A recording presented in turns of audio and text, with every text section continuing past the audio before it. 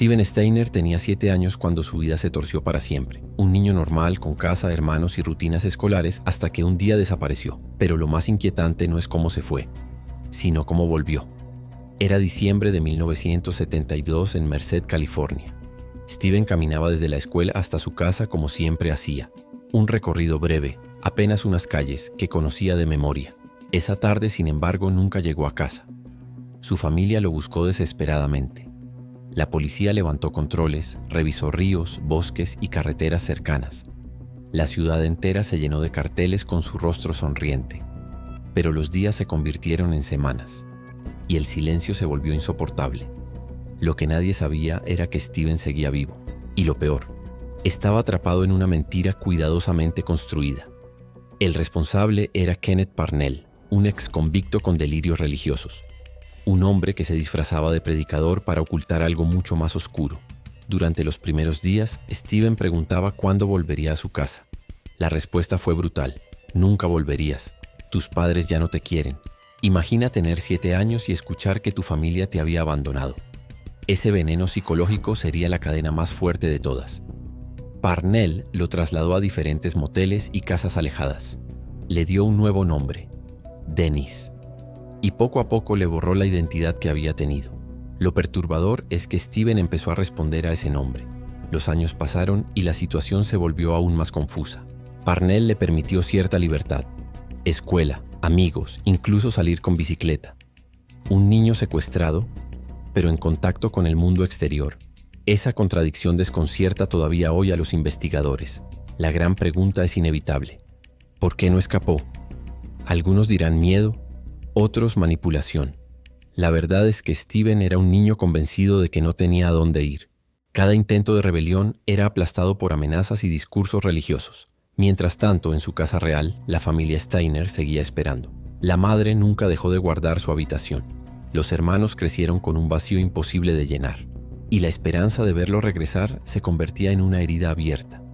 Lo que pocos saben es que el cautiverio no fue estático. Con el paso de los años, Steven fue creciendo y cambiando. Pasó de ser un niño temeroso a un adolescente lleno de dudas, y con esas dudas apareció una chispa de resistencia. En 1980, algo ocurrió que cambiaría todo. Parnell decidió secuestrar a otro niño, mucho más pequeño. Su nombre era Timothy White, tenía apenas 5 años. Ese nuevo secuestro despertó algo en Steven. Por primera vez en 7 años, se vio reflejado en alguien. Recordó la angustia de aquella primera noche, el terror de no entender nada, y comprendió que Timothy estaba a punto de vivir la misma pesadilla. Ese espejo fue el inicio de su transformación, pero no lo resolvió de inmediato. Durante días, Steven dudó. Sabía que intentar escapar podía costarle la vida.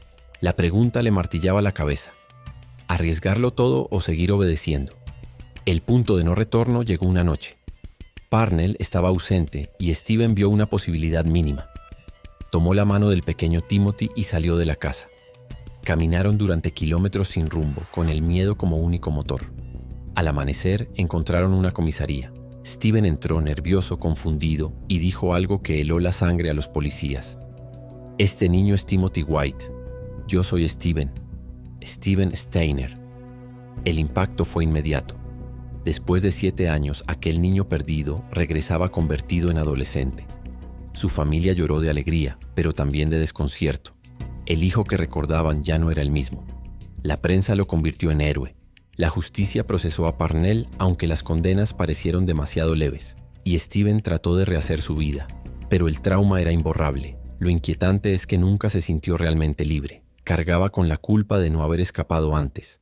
Se preguntaba cuántas oportunidades dejó pasar durante su adolescencia. Y esa sombra lo acompañó siempre. En 1989, un accidente de moto puso fin a su vida con apenas 24 años. Un destino trágico para alguien que ya había sobrevivido a lo imposible. Su acto de valentía salvó a Timothy White, quien jamás lo olvidó. Pero incluso Timothy murió joven, a los 35 años, cerrando un círculo inquietante. El caso de Steven Steiner demuestra algo perturbador. Los finales felices casi nunca son tan felices como parecen. Y a veces la verdadera tragedia no es desaparecer, sino regresar con heridas que jamás terminan de cerrar.